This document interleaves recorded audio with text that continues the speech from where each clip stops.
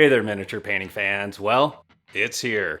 I just received the Darkest Dungeon board game complete with Strongbox, which I purchased from Amazon for a steal of a price. So join me as we dive into these two. this one box to determine if this is a great way to get quality miniatures on the cheap. Welcome to Treehane Miniatures. To be completely honest, I do have some serious reservations about the making of this video. I have no problem being the vulture picking at the carcass of a dying company, but I do not want to do that at the expense of my fellow board gamers. I am really hoping that this is not a backer's pledge that the company is selling just to try to scrounge up some money. I hope that they're taking the FunForge route, where they are selling at retail to eventually raise the funds to deliver pledges to every single backer who pledged for this game. So I really hope that these guys are following the FunForge game model, where they're selling at retail in order to fulfill this to backers sometime in the future. If you don't know, FunForge is the creator of the Monument board game, and what they did was they sold at retail for a while, delayed the delivery of the Kickstarter, much to the chagrin of backers, and they received a lot of flack for it, but eventually they did deliver, and everybody was pretty pleased with the game, it sounds like, once it got delivered. Alright, I'm going to rip this box open here real quick. Another thing I noticed is that when looking at the Darkest Dungeon products on Amazon, it says that the brand is SFG. So if that FSG is actually Steamforge Games, then there's potential that perhaps Steamforge has acquired the property rights to the board game Darkest Dungeon, and they are selling products at retail, hopefully to fulfill in the future. That would be very nice. Alright, let's go ahead and get this guy opened up and see what we have here. Oh goodness. That's not a very pretty display.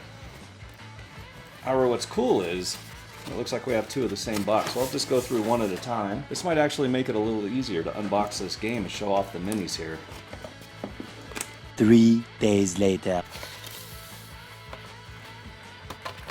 Alright, yet another box that we can remove.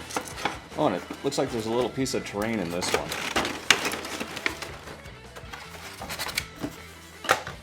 Yeah, it looks like a little piece of terrain right there, so that can be very cool.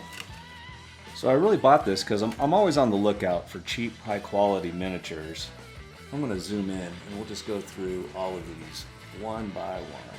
And I have no backstory behind any of these miniatures. I am strictly just looking at what's going to be fun to paint.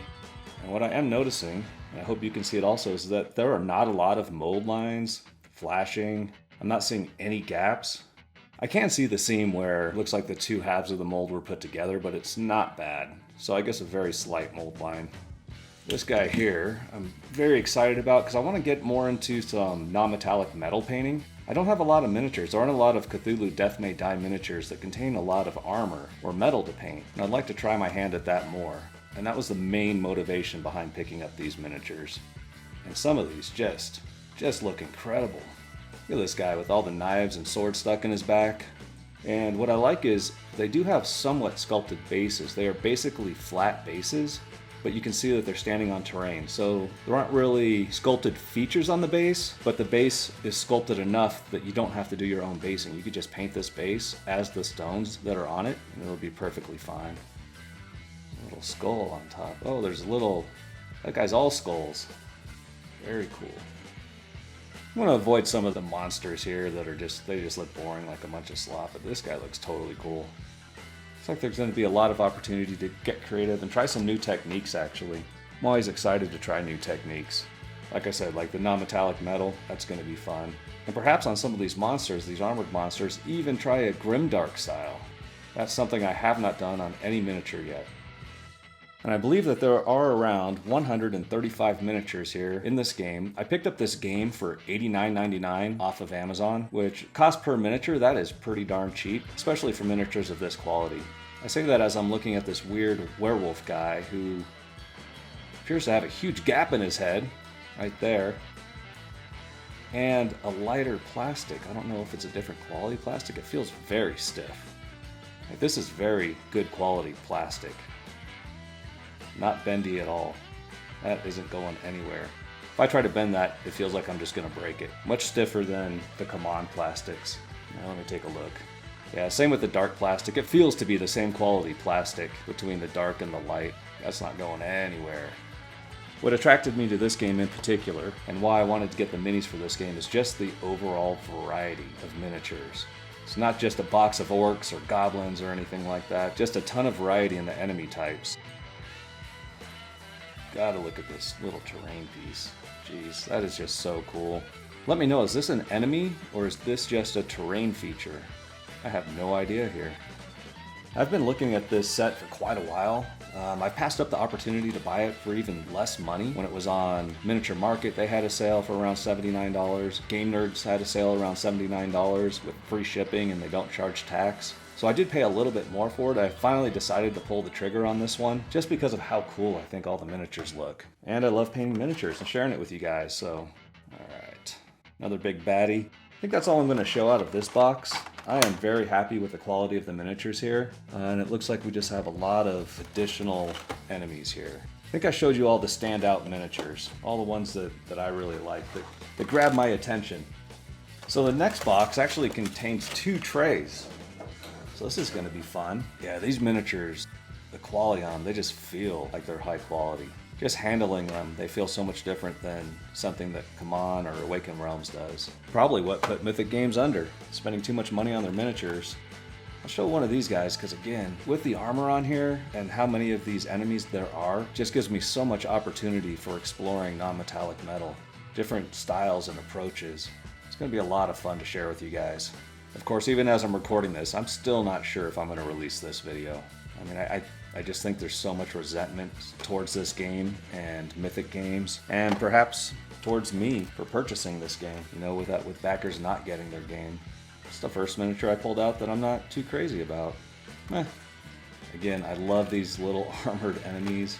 Oh man, so much opportunity to explore some technique with these miniatures where I don't paint OSL on them. How about that? How about if I do miniatures without OSL?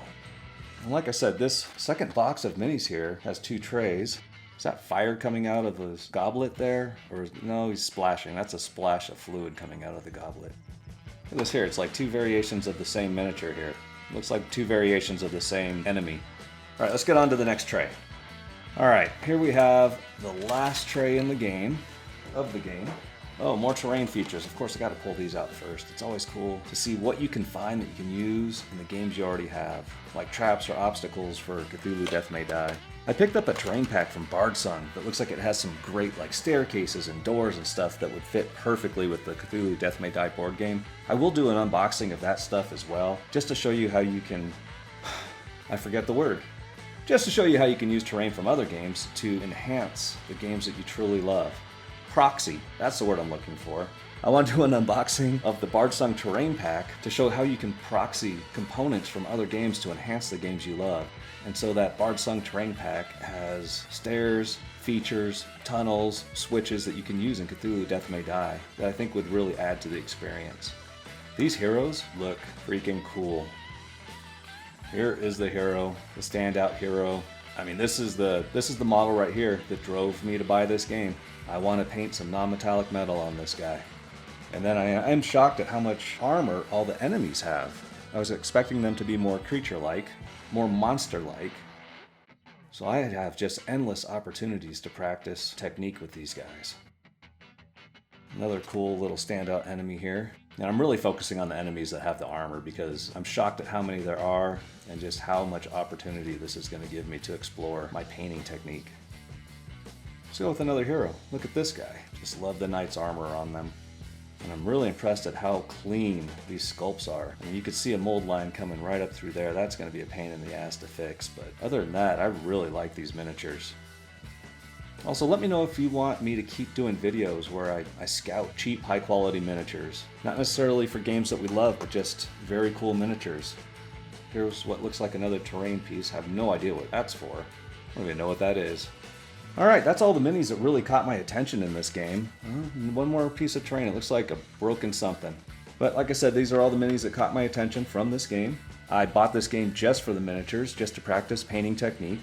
And like I said, I still feel a little sick about the fact that people aren't getting their pledges for this game. I guess the second wave just did not come through. And I really hope that Steamforge is the current owner and they plan on delivering this to backers. Anyway, that's my look at the miniatures for Darkest Dungeon board game. Thank you so much for watching. Please hit the like button and subscribe to the channel to join our growing community of painters.